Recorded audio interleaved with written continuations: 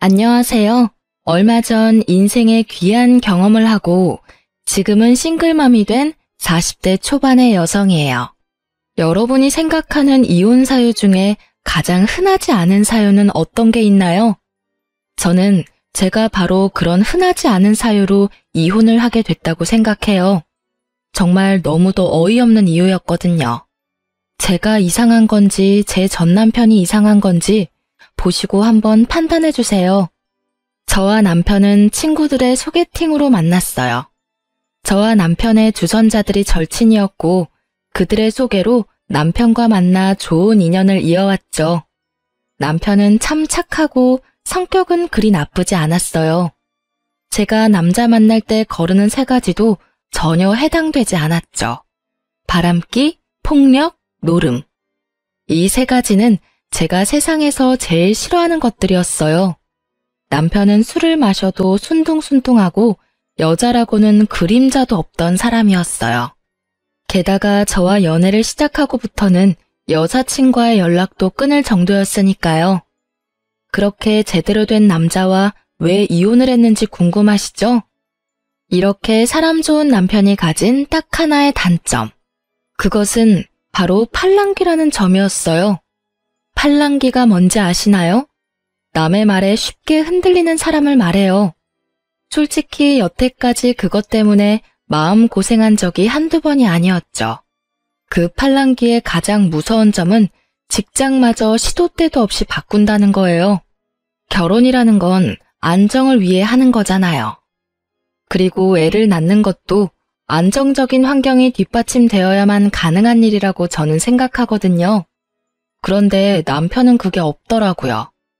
누군가가 혹하는 소리만 하면 흔들리기 일쑤고, 아니지, 흔들리기만 한다면 다행이었죠. 그걸로 몇 번이나 자신이 세웠던 계획을 휙휙 뒤집곤 했죠. 특히 아이를 가지고 육아휴직 중에 이직한다고 퇴사했을 때는 정말 남편 머리통이 쥐어뜯고 싶을 정도였거든요. 그럴 때마다 난리가 난 저희 집을 안정시켜주는 건 언제나 시댁의 몫이었어요. 정말 시모와 시부의 도움이 없었다면 10여 년의 결혼 생활도 견디지 못했을 거예요. 그렇지만 다르게 말하면 이 남자와 결혼을 안 했다면 그런 도움 없이도 잘 살지 않았을까요? 시부모의 도움이 있으면 좋을 것 같지만 마냥 그런 것만도 아니에요. 남편 단속 제대로 못하는 무능한 아내가 된 것 같고 맞벌이라 남편에게 더 신경 쓰지 못하는 와이프처럼 느껴졌죠. 물론 제 생각이고 저만의 느낌이지만요. 제가 그렇게 느낀다고 말하면 남편은 우리 부모님인데 네가 왜 그런 걸 느끼냐고 묻더라고요. 10년 가까이 시부모에게 경제적으로 의지하게 되면 돈 한 푼 쓰는 것도 눈치가 보인다는 걸 남편만 모르고 속 편하게 살더라고요. 이런 점이 저를 질리게 만들었어요.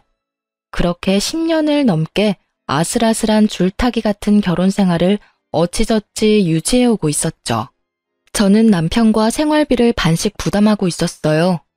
맞벌이니까 같이 돈을 내고 생활하는 게 맞다고 생각했고 저도 푼돈이나 벌려고 일하는 게 아니었으니까요.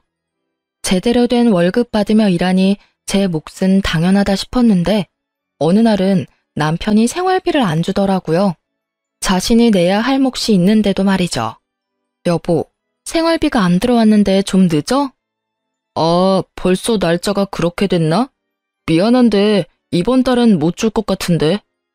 무슨 일인데 이번 달은 못 줘? 이번 달 월급 받은 건 어디에 썼는데?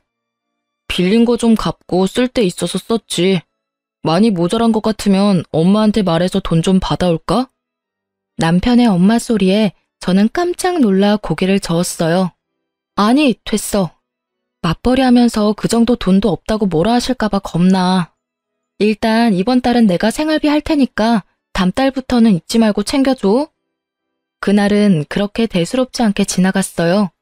그렇지만 정작 다음 달이 되자 남편은 또 생활비를 주지 않더라고요. 이상하다 싶은 생각에 남편을 추궁했어요. 남편은 조금만 기다리라고 하더라고요. 그리고 며칠 뒤 남편이 저를 어딘가로 데리고 가더군요. 몹시 들떠 있었어요. 서프라이즈라도 하려나 싶었는데 어느 한적한 골목에 도착한 남편이 제게 내리라고 하더군요. 여기는 왜 왔어? 뭘 보여주려고 여기까지 오자고 한 거야?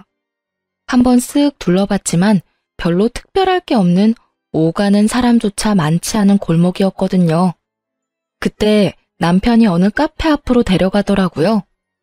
짜잔, 여기가 바로 내 새로운 직장이야. 나 카페 창업했어.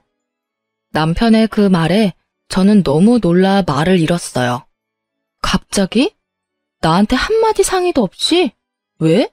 잘 다니던 직장 때려치고 왜? 이런 말들이 머릿속을 맴돌았지만 나오는 말은 그게 아니었어요. 미쳤어? 당신이 무슨 창업이야? 이거 인테리어까지 싹 다 새로 했네. 말해봐. 이거 얼마 들었어? 지금 당신 수중에 있는 돈으로는 할 수 있는 일이 아니잖아. 돈 그렇게 많이 안 썼어. 한 1억 5천쯤 썼나? 퇴직금은 얼마 안 돼서 크게 도움은 안 되더라. 그래서 아파트 앞으로 담보대출 받았어. 요새 카페 잘 된다니까 돈 펑펑 벌어서 갚으면 되지. 상권이고 타겟팅이고 아무것도 모르는 이 양반이 무슨 장사를 한다고 하는 건지. 게다가 아파트 담보대출? 어디서 따져야 할지도 모른 채 저는 남편에게 소리쳤어요. 카페 장사가 잘 된다고 누가 그래? 요새 카페 장사도 웬만큼 노하우 없는 거 아니면 망한다고. 이번에는 누가 당신 꼬셨어? 말해봐. 꼬셨다니. 그냥 그 내 대학 동기 있잖아. 걔가 저번에 귀뜸해주더라고. 자기 와이프 카페 창업했는데 장사가 잘 돼서 대박이라고. 창업하는 거 엄청 쉽고 돈도 지원 많이 된다고 해서 했지. 어때? 유행할 만한 거 다 집어넣었는데 괜찮지? 저는 고리띵하고 현기증이 나서 아무 말도 못했어요. 그냥 옆에 있는 담벼락을 잡고 겨우 서 있을 수밖에 없었죠. 팔랑귀 남편이 또 팔랑팔랑 남들 이야기에 혹해서 이런 대형 사건을 저질러버린 거였어요. 저거에 우리 아파트 이름으로 대출을 받았다 이거야? 당신 어머니한테 의논은 하고 대출한 거 맞아? 엄마한테 왜 물어봐? 그 아파트가 내 앞으로 된 건데. 결혼한다고 엄마가 나 주셨잖아. 맞는 말이긴 했어요. 하지만 적어도 무상으로 시모에게 받은 아파트라면 좀 더 소중히 대해도 되지 않았을까요? 남편은 섬세함이라고는 일도 없는 표정으로 말하더군요. 그럼 이 상황을 어머님도 모르시고? 당신한테 오늘 처음 알려주는 거야. 서프라이즈! 저는 머리통이 꽃받친 남편을 보며 한숨만 내쉬었어요. 딱 봐도 망할 것 같은 카페를 보면서 말이죠. 이렇게 즐거워하는 남편에게 저는 말했어요. 이 카페가 혹시라도 잘 되면 당신이 장사에 소질이 있는 거겠지. 근데 이 카페가 망하면 다음부터는 2번 다시 장사에 손대지 마. 나랑 지금 약속해. 이 상황을 어떤 식으로든 수습해야 하는 저로서는 당장 이걸 뒤집어 엎으라, 되돌려 놓으라 할 수 없었어요. 1억 5천이나 들어간 사업인데 지금 당장 어떻게 되돌릴 수 있겠어요? 저는 마지막으로 남편에게 통보한 거예요. 장사에 관련한 일은 이번으로 끝낼 거라는 걸. 남편은 고개를 끄덕였고 며칠을 행복회로 열심히 돌리고 있더라고요.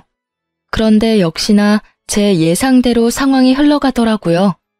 팔랑귀인 남편이 제대로 장사를 할 수 있을 리가 없거든요.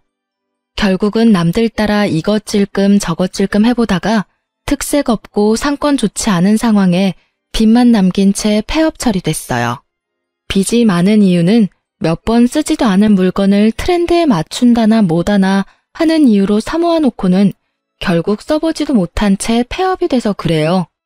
이 빚은 고스란히 저와 남편에게는 압박이 되어 돌아왔어요. 남편도 폐업 후에 어떻게든 넣었던 돈만큼 뽑아보려 했지만 아시잖아요. 중고되면 가격은 똥값 되는 거. 결국은 아파트 담보대출 금액을 갚을 수 없는 지경이 되자 남편은 또 시댁에 쪼르르 달려가더라고요. 죄송스럽고 민망한 마음에 시댁 가기 힘들었던 저까지 매달고 가서는 부탁하더군요. 엄마, 나 장사하려고 우리 아파트 담보대출 받았는데 폐업하고 그거 못 갚고 있거든. 담보대출만 어떻게 해결해주면 안 될까? 남편 옆에서 저는 죄인처럼 고개만 숙이고 있었어요. 한숨 쉬는 시모와 탁자를 탁탁 때리는 시부의 소리가 제 심장마저 꽉 죄어오더라고요. 아가, 너 혹시 얘 장사하는 거 알았니? 아니요, 저도 몰랐어요. 생활비를 2달째 안 주길래 혹시나 했는데 이미 제가 알았을 때는 인테리어까지 다 끝낸 상태였더라고요. 시모는 눈을 감더니 한숨을 푹 쉬며 말하더군요. 네가 고생이 많다. 철없는 남편 데리고 살랴, 일하랴, 애보랴. 내가 그래서 너희 집에 도움을 주는 거야. 그런데 아들이라고는 하나 있는 놈이 도대체 뭐가 모자라서 여기 기웃 저기 기웃 줏대도 없이 맨날 일을 벌리고 뒷수습을 부모한테 맡기는 거야. 응? 말해봐. 너 나랑 척지고 싶으냐? 여태껏 조용히 도와주시던 시모의 분노가 극에 달한 듯 보였죠. 하긴 저런 말이 왜 안 나오나 싶었거든요. 저는 조마조마한 마음으로 고개만 푹 숙이고 앉아 있었죠. 그런데 남편은 그게 또 엄청 서운했나 봐요. 엄마, 나도 그냥 장사한 거 절대 아니야. 아니, 주변에서 하도 카페가 돈벌이가 잘 된다고 하길래 나도 좋은 생각에서 한 거지. 나쁜 생각으로 했겠어? 그런 것 가지고 무슨 척을 지내 마네야. 그리고 나 잘 되면 어차피 다 엄마 아빠한테 잘해주는 건데 왜 내가 뭐 할 때마다 하지 말라고 막는 건데? 막아서 네가 안 한 적 있었냐? 사고는 다치고 수습만 나더러 하라고 한 게 몇 번째인지 나 알아? 내가 너를 잘못 키웠지. 애 낳고 살면 철들 거라 생각했던 내가 바보였어. 경고하는데 정명철, 너 이번이 마지막이야. 다음부터 사고치고 여기 와서 이러면 당장 내쫓아버릴 거니까 앞으로는 무슨 일 벌일 때 잘 생각하고 결정해. 돈 대주는 거 이번으로 끝이야, 끝.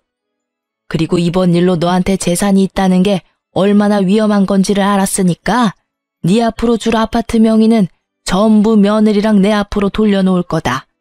너한테 재산 넘겨줬다가는 한 달도 못 가서 다 털어먹을 것 같으니까. 결국 시모의 불호령에 남편도 깨갱했죠. 저는 그냥 옆에서 듣고만 있었는데도 그 분노가 고스란히 느껴질 정도였거든요. 집에 돌아온 남편은 저한테 투덜대더라고요. 엄마 진짜 너무한 거 아니야? 어떻게 아들 하는 일을 존중을 안 해줘. 솔직히 나도 하고 싶은 거 많은데 언제나 참는 거라고. 그래, 그런 거라면 나도 하고 싶은 거 많아. 다 때려치우고 내가 좋아하는 책이나 읽으면서 여행이나 다니고 애랑 매일 붙어있고 싶지. 근데 그렇게 살면 우리 생계는? 우리 아이 미래는? 당신한테 없는 건 미래를 생각하는 마음이야. 난 내 자식 매번 이렇게 위험에 빠지게 할 생각 없어. 솔직히 말해서 당신 그런 충동적인 행동할 때마다 나한테 상의도 안 하잖아. 그리고 나서 결국 문제 발생되면 스트레스는 온전히 내가 받고. 나도 어머님 의견이랑 동감이야. 앞으로 이런 일 한 번만 더 일어나면 우리 이혼이야. 알았어? 제 말에 남편은 짜증나는 목소리로 대답하더군요.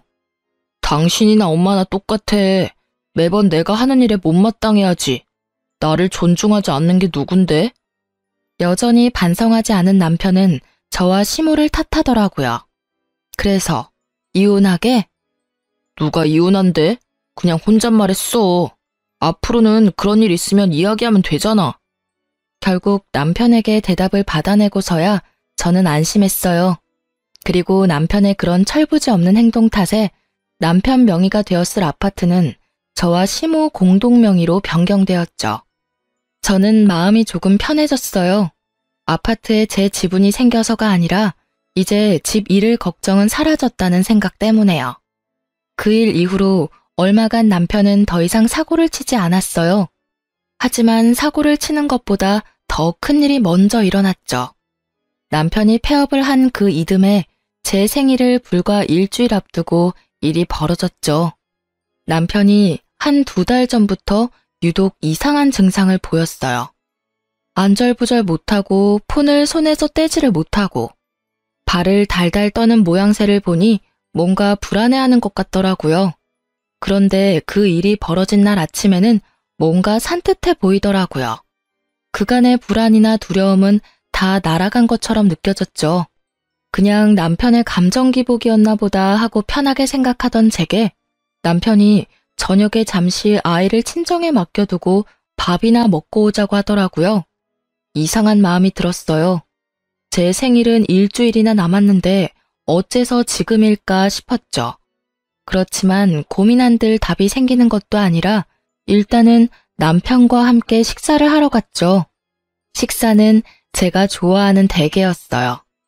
즐거운 마음으로 식사를 하고 있는데 남편이 조용히 한마디 하더라고요. 여보, 나랑 이혼해줘. 잘 먹던 탱글탱글하던 대게가 목에 걸리는 걸 느끼며 저는 캑캑거리며 기침을 해야 했어요. 그리고는 겨우 진정하고는 남편 얼굴을 봤어요. 평온한 표정, 일말의 미안함도 없는 그 표정에 저는 웃음이 나왔어요. 이건 무슨 장난이 아닐까 하고요. 이혼? 갑자기 이혼 이야기가 왜 나와? 당신 여자 생겼어?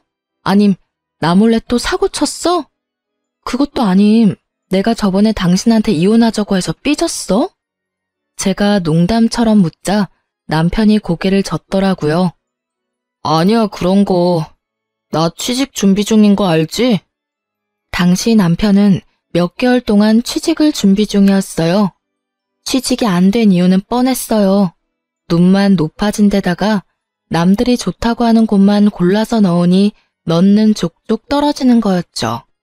조금만 눈을 낮춰도 들어갈 곳은 충분히 많았는데 말이죠. 그래도 남편에게 아무 말 하지 않았어요. 남편 자존심 건드리기는 싫었거든요. 알지, 취직 준비 중인 거. 근데 그게 왜? 그거랑 이혼이랑 무슨 상관인데? 나랑 이혼하면 취직이 잘 되기라도 해? 응. 나 취직이 너무 안 돼서 점집 가서 점 봤거든. 그런데 당신이 문제래. 당신 때문에 내가 취직을 못한대. 나 당신한테 이런 말 하는 거 정말 미안하게 생각해. 하지만 이대로 취업 안 되는 것도 문제잖아. 그러니까 당신이 이혼해주면 안 될까? 당신이 내 인생에서 가장 큰 걸림돌이라는데. 이 이야기를 듣는 내내 어안이 벙벙했어요. 저는 무교고 남편네는 독실한 기독교 신자거든요. 교회를 나가는 부모님을 두고 무당에게 가서 말을 들었더라고요. 아니, 이해와 답을 구하고 싶으면 교회를 가시던가요. 왜 갑자기 뜬금없는 무당이 튀어나오나 싶었는데 역시나 이번에도 남편 팔랑귀가 한탕 했더라고요.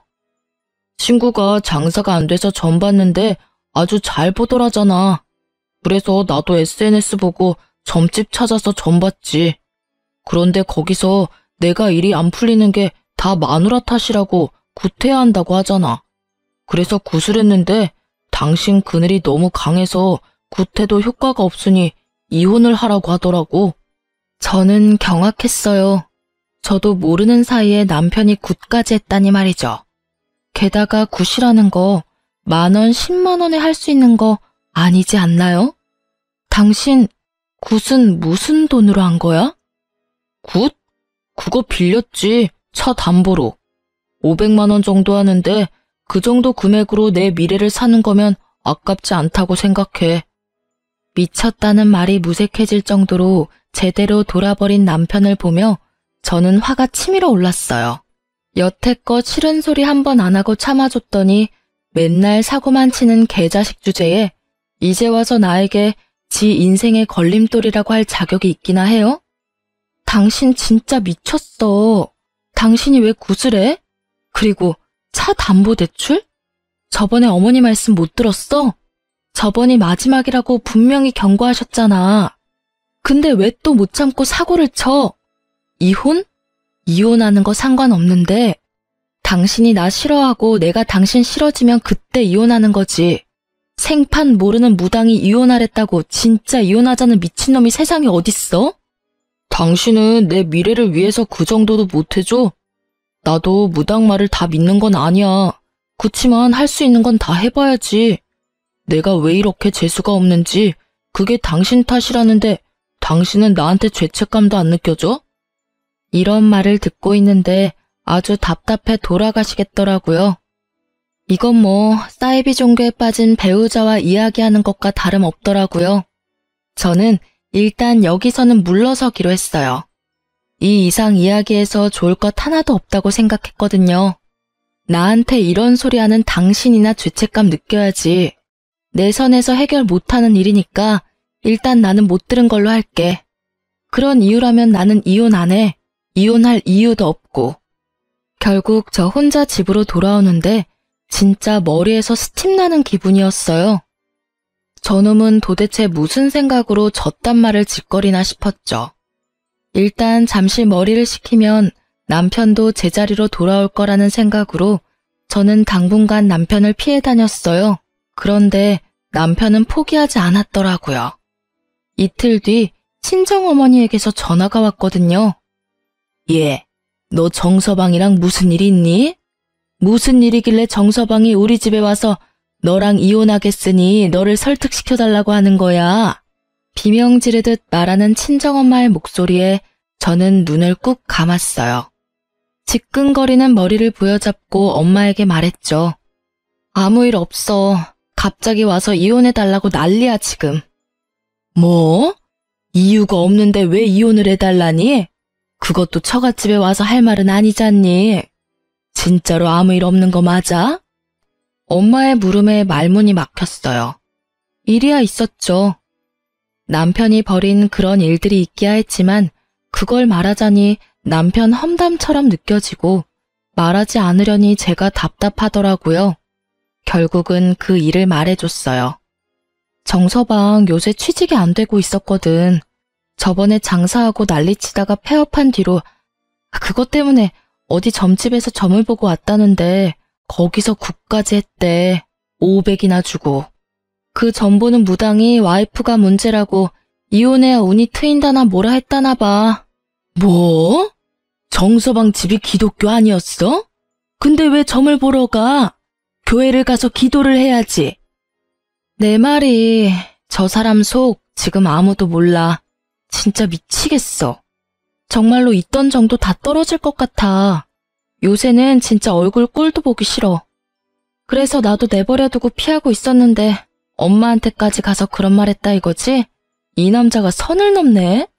그래 얘. 얼마나 떽떽거리면서 이혼 설득시켜달라고 하는지 나는 빚쟁인 줄 알았어 얘. 정서방 진짜 너무하네. 네가 뭔 잘못을 했으면 또 몰라도 아무 이유도 없이 자기 일이 잘 안 된다고 이혼을 하자고 해? 얘, 너 진짜 정서방하고 살아도 되겠어? 아주 눈에 불을 켜고 이혼하려고 하던데. 엄마는 이러다 우리 손주한테 안 좋은 영향 미칠까봐 걱정이야. 엄마 말을 듣고 나니 눈이 번쩍 뜨이더라고요. 제가 이혼을 안 해주면 남편이 우리 애를 이용할지도 모른다는 생각이 들었거든요. 그 생각과 동시에 정신이 돌아오는데 어떻게든 결판은 봐야겠다고 생각했어요. 그리고는 잠시 남편과 이혼에 대해 생각해봤어요. 이혼 사유가 팔랑귀인 남편 때문이라니. 어디 가서 이야기하기도 부끄러울 지경이라 저도 진짜 미치겠더라고요. 아무리 귀가 얇다 한들 이건 너무하지 않나 싶은 생각이 들었죠. 저는 그날 엄마와 통화한 뒤 남편과 마주하기로 했어요. 남편에게 물어봤죠. 당신 진짜 나랑 이혼하고 후회 안 할 거야? 나 솔직히 당신이 우리 집까지 가서 이혼 설득해달라고 해서 완전 빈정상하고 열받아서 이혼하고 싶은 마음이거든? 원하면 해줄게. 근데 조건은 내가 원하는 대로 맞춰줘야 해줄 수 있어. 가능해? 조건이 뭔데?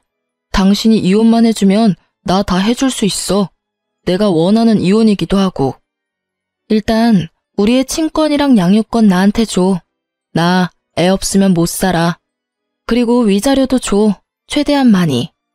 그리고 살 수 있는 곳도 마련해주고. 이 조건에도 남편이 수락한다면 기꺼이 이혼해주기로 결정을 내렸죠. 그리고 남편은 1초의 고민도 없이 알겠다고 대답하더라고요. 진짜 이혼이 하고 싶었나 보더라고요. 꼴랑무당말 하나로 우리는 결국 이혼하게 됐어요. 그나마 남아있던 애정은 남편의 역대급 민폐짓으로 모두 사라졌고 결국 저도 이혼을 원하게 되었으니 어찌 보면 무당이 한 말이 틀림없었던 건지도 모르죠. 그렇게 합의 이혼을 하려고 했는데 남편이 그날부터 엄청 분주하게 움직이더라고요. 무슨 일인가 싶어서 알아보려 했지만 전혀 예상치도 못했는데 남편이 지난밤 제가 자고 있을 때 노트북을 하는 걸 봤었거든요.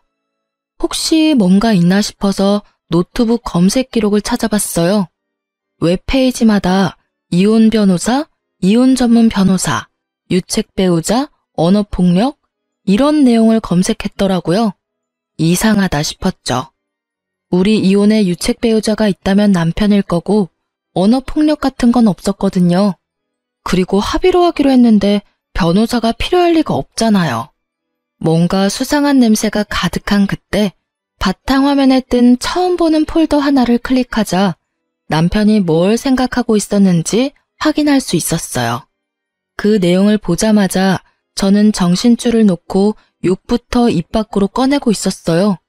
바로 이 미친놈이 제가 이제껏 남편에게 보낸 카톡 내역을 짜집기 해서 저를 유책 배우자로 만들려고 했다는 거예요. 와, 진짜 이 상황이 어이없는 건 저희가 합의를 하기로 했는데 뒤로 이런 짓을 하고 있었다는 거죠. 저도 앉아서 뒤통수만 맞기는 싫으니 저도 이혼 전문 변호사를 만나고 왔어요. 물론 제가 본 것들을 저장시켜 두고요. 저는 일부러 변호사 명함을 식탁 위에 올려뒀어요. 그리고 그날 저녁 집에 돌아온 남편이 역시나 식탁 위에 명함을 보고는 놀란 건지 저를 부르더라고요. 여보, 이게 뭐야? 우리 합의 이혼하기로 한 거 아니었어? 그거 필요한지 안 한지는 당신 대답에 달려있는데 노트북에 있던 그거 뭐야? 내 카톡 내역 짜집게 한 거. 그거 뭐 때문에 그렇게 정성스레 만들고 있었어? 제 물음에 전곡이 찔린 듯 남편 얼굴이 새하얗게 질리더라고요. 왜 그렇게 놀라? 노트북 내가 안 쓰니까 안 볼 줄 알았어? 왜 남의 노트북을 훔쳐봐? 이거 사생활 침해야? 웃기시네. 그 노트북 내 거잖아. 일할 때 필요해서 산 거. 내 노트북에 있는 거 내가 보는데 무슨 사생활 침해? 그래서 이게 뭔데? 당신 도대체 뭐 하려고 했던 거야? 제 추궁에 남편이 말을 제대로 하지 못하더라고요. 그러더니 우물쭈물 그냥 만들어 본 거라며 진짜 별거 아니라고 하더라고요. 웃기지도 않아요. 그 내용들은 모두 제가 남편이 헛짓거리할 때마다 과격하게 했던 말들 뿐이었어요. 누가 봐도 제가 이 사람한테 심하게 대한 것처럼 보인다는 게 문제였죠. 앞뒤 내용 다 빼고 보니 제가 천하의 몹쓸 년이 되어 있었고요. 설마 나를 유책 배우자로 만들려고 했어? 너 나랑 합의 이혼하기로 한 거 아니었어? 이 이혼에 책임이 있는 사람은 너 하나야, 내가 아니라. 이런 식이면 진짜 이혼 소송 걸어서 당신 진짜 싹 다 벗겨먹을 거야. 당신이야말로 유책 배우자니까. 여보, 잠깐만. 진짜 순간적으로 그런 생각하기는 했어. 근데 실행에 옮기진 않았잖아. 진정하라고. 소송은 절대 안 돼. 왜? 이혼하자며. 어떤 식으로 이혼하든 이혼만 해주면 되는 거 아니야? 근데 진짜 하나만 묻자. 도대체 무슨 이유로 뒤로 몰래 이딴 짓이나 한 거야? 그게, 아이씨, 사실은 돈이 없어, 합의해주려고 해도. 너 잘하는 거 있잖아. 어머님한테 도와달라고 하고 나중에 갚으면 되지. 그거 벌써 받아왔어. 미리 이야기해서 이혼하게 됐다고 위자료 줘야 한다고. 뭐? 그럼 그 돈은 다 어쨌는데? 코인에 다 넣었어, 코인에. 지금 주변 사람들이 완전 강력 추천해준 종목 있거든. 거기다가 영혼까지 끌어다 넣었지. 뭐? 코인? 저는 머리를 부여잡았어요. 이 남자가 정신을 제대로 놓은 것처럼 보였어요. 설마 이 상황에 코인에 올인할 줄이야. 아니, 그러면 이상하잖아. 그렇게 잘 되는 항목이면 수익이 났을 건데 왜 돈이 없어? 잘 벌어서 나한테 위자료 주면 되지. 지금 살짝 정책이라서 확 오르지가 않네. 솔직히 위자료 한두 푼도 아닌데 좀 부담스러워서 그런 거 잠깐 생각해 본 거야. 그런데 나 아직 시도한 건 아니니까 나한테 뭐라고 하면 안 되는 거 알지? 남편의 얼굴을 보는 게 이렇게 고역인 적이 있었을까요? 저는 이 상황을 그냥 넘길 생각은 없었어요. 남편을 끌고 시댁을 찾아갔어요. 어머님, 저랑 이 사람이랑 이혼하기로 했다는 이야기는 들으셨어요? 그래, 들었다. 아들이 위자료 좀 빌려달라길래 5천 빌려줬어. 그런데 오늘은 무슨 일이니? 그 위자료 아드님이 코인 하느라 다 날려먹었다고 하더라고요. 그래서 위자료 안 주려고 저를 유책 배우자 만들려고 했고요. 언어폭력이나 행사하는 쓰레기 와이프로 만들려고 하더라고요. 제 말에 시모의 눈썹이 움찔거리더라고요. 평소에도 포커페이스인 시모의 얼굴이 일그러진 걸 보니 시모가 이 상황을 제대로 모르고 있는 것처럼 보이더라고요. 나는 네가 드디어 우리 아들 헛짓거리 못 참고 도망가는 줄 알았는데 그게 아닌가 보구나. 제가 도망이요? 저는 이혼 안 해주려고 했어요. 그런데 저희가 저한테 뭘 하는 줄 아세요?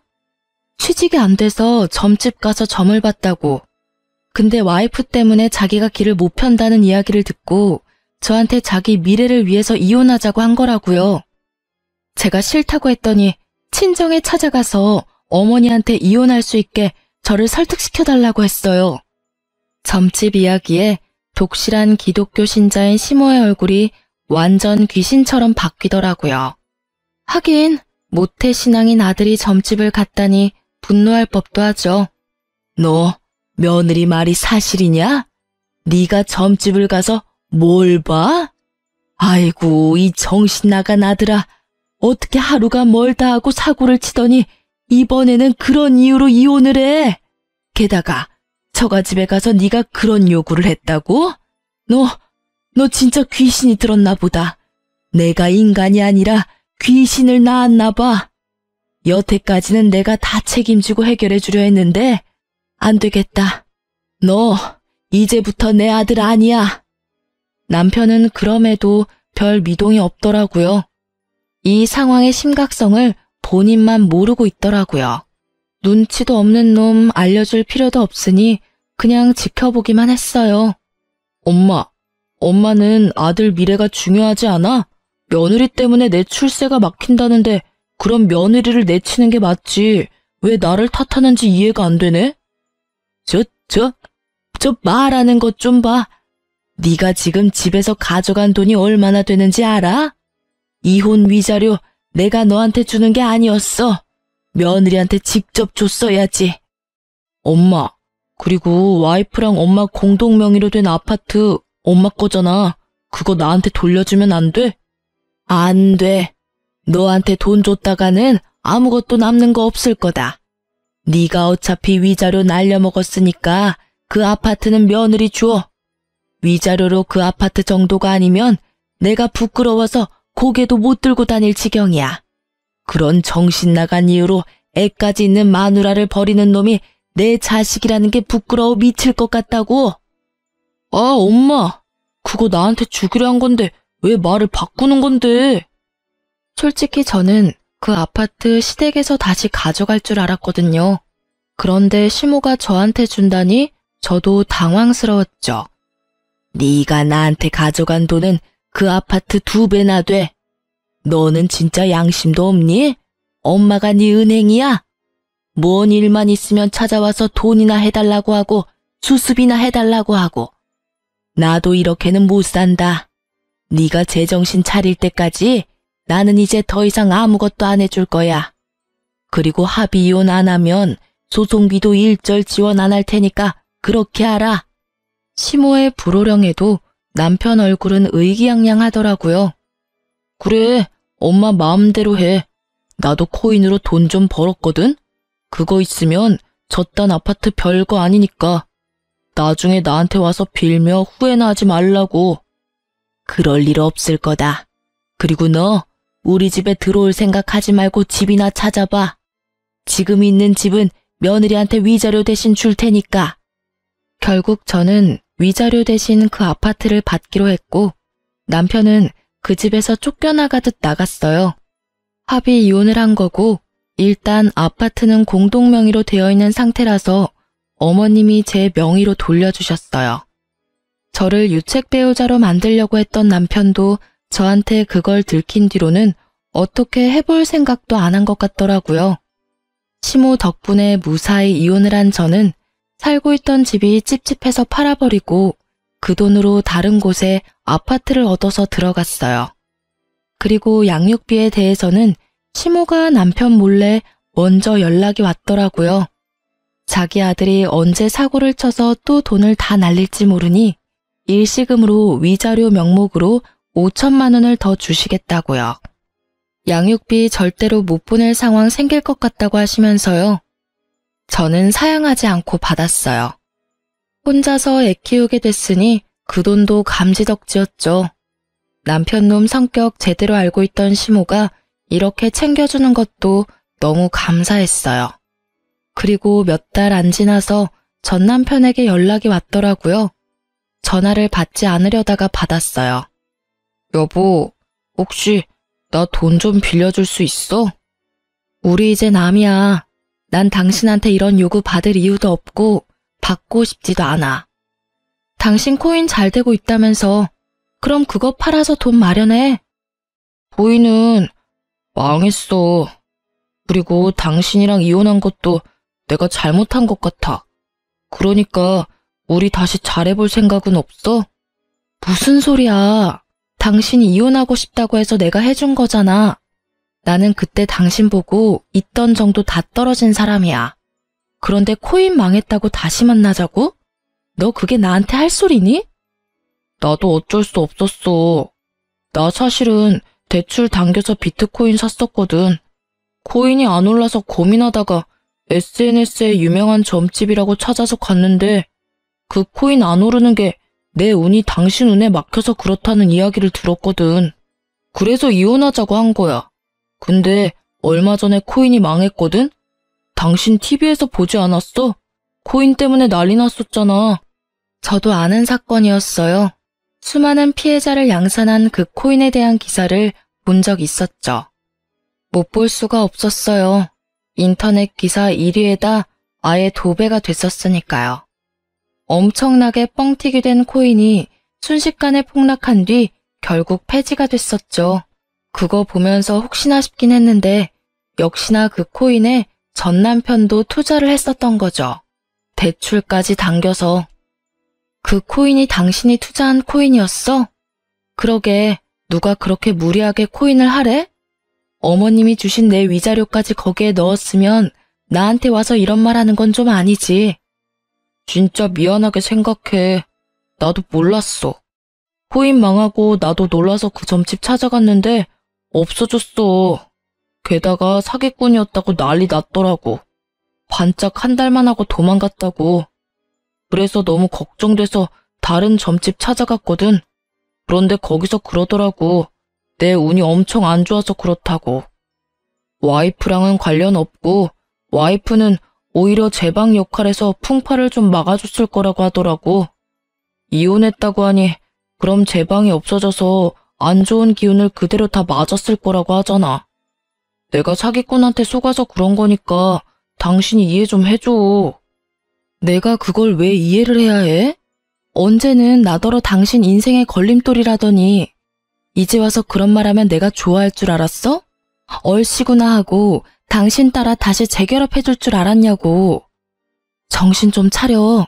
사기꾼한테 당해놓고 또 점집을 갔어? 왜 그러니? 당신이 이러니까 내가 이혼한 거야. 이제는 내가 감당할 수 없을 만큼 당신이 너무 우유부단하고 팔랑거리잖아. 도대체 다른 사람들 말에 왜 그렇게 줏대 없이 나부끼는 건데? 줏대가 없다니. 나도 이러고 싶어서 이렇게 사는 게 아니라고.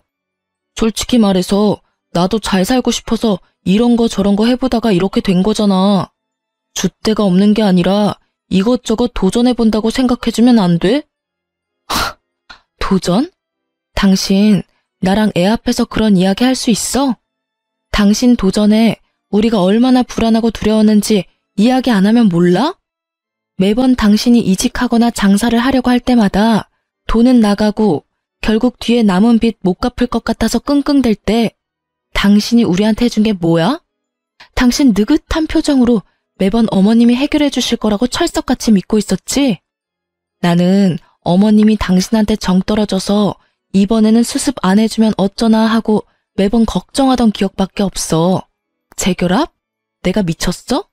사기꾼 말 그대로 믿고 나하고 이혼하겠다고 한 거 나는 죽을 때까지 못 잊을 거야. 그런데 그런 나하고 재결합을 하자고? 그럼 나는 매일, 매 시간 당신이 혹시 어떤 사람에게 또 어떤 말을 듣고 나랑 이혼하자고 할까 걱정하며 살아야 할 텐데 난 절대 그런 짓 안 할 거야. 내가 당신한테 이렇게 큰 배신감을 2번이나 느껴야 해? 제 말에 전 남편이 입술을 꾹 깨물더라고요. 자기가 양심이 있으면 말 못해야 정상이죠. 그나마 양심이 남아있는 듯해서 다행이었어요.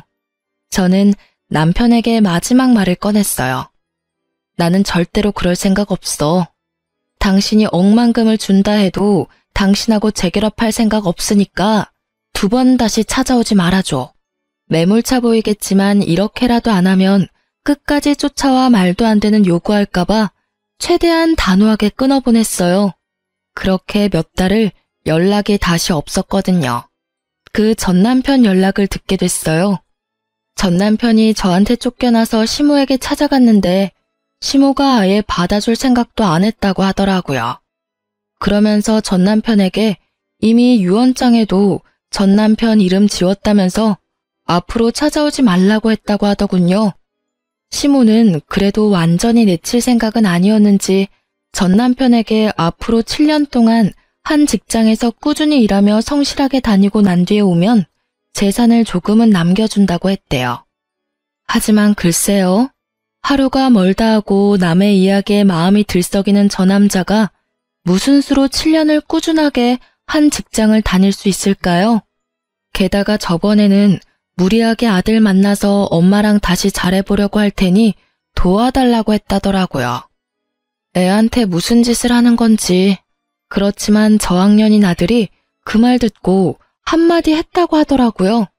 아빠가 먼저 우리 버리지 않았냐고요. 그리고 아빠가 있었을 때보다 지금이 더 마음 편하다고요. 결국 그 이야기에 전 남편은 더 이상 면접 교섭도 하지 않았어요. 그리고 지금은 시댁이며 저며 아이에게 버림받고는 혼자 원룸살이하며 택배 알바하며 돈 갚고 있다고 하더라고요. 시모가 갚아주지는 못하니 본인이 갚기는 해야 하니까요. 정신을 차린 건지 안 차린 건지는 모르겠지만 7년은 지나봐야 알게 되겠죠. 저는 남편과 그렇게 완벽하게 타인이 되고 그 뒤로 마음 편하게 잘 살고 있어요. 남들은 이혼하면 힘들다, 괴롭다, 혼자 돈 벌고 애 키우는 거 힘들다 하지만 저는 이제야 사람답게 사는 것 같아요. 몸이 힘들어도 마음고생은 덜하니까요. 매번 남편이 언제 사고 칠까 전전긍긍하고 사고 친 거 뒷수습은 잘 될까 끙끙 앓던 일들이 아예 사라져버렸잖아요. 정말로 마음이 너무 편해요. 게다가 남편과 이혼하면서 승진까지 되면서 근무 환경이 무척 좋아졌죠. 물론 책임감은 배가 되었고 시간도 많이 부족해졌지만 부족한 시간을 채워주기 위해서 친정 부모님들도 많이 도와주시거든요. 아빠 없이 혼자 자라는 아이 티나지 않게 잘 도와주고 계셔서 감사하고요. 아이는 제게 항상 고맙다는 말을 많이 해줘요. 이런 힘든 와중에도 엄마 생각 많이 해주는 착한 아이로 커준 게 너무 대견하고요. 글을 쓰기 위해 기억을 떠올리면서도 제가 이런 한심하기 짝이 없는 이유로 이혼을 하게 된 것이 여전히 부끄럽고 비참하고 어디 가서 말하기 힘든 일이 됐어요. 이게 어떻게 이혼 사유가 될 수 있을까 싶어서 말이죠. 하지만 과정이 어찌됐든 저도 그 과정에서 남편에게 분노를 느꼈고 정이 다 사라져버렸으니 이혼하게 된 거지만 제가 글을 쓰게 된 것도 이런 한심한 이유로도 이혼을 하게 될 수도 있다는 걸 알려드리기 위해서거든요. 남편이 팔랑귀 때문에 매번 집을 말아먹을 정도라면 이혼하시는 게 편하다고 말씀드리고 싶네요. 모든 분들이 편하게 살 수 있길 바라며 글을 이만 마칩니다.